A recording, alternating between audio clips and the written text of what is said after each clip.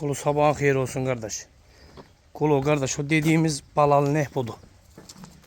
Bak kardeş. Bu etraflı çekim.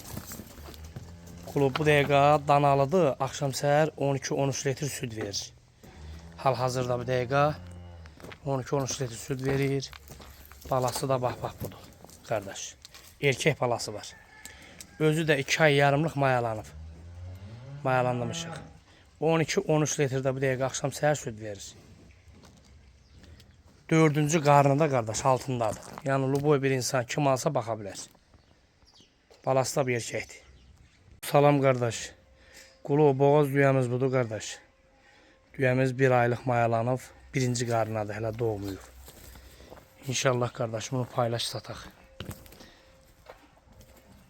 Təmiz simentaldır. 1-ci qarnına doğacaq inşallah Allahın köməyi ilə. Heç hələ kürəyini dəyişməyib. Bir ay bundan qabaqda qardaş mayalanıb. Kim alsa zəng eləyib gəlib götürə bilər özünə münasib qiyməti. Kukula deyil kukula.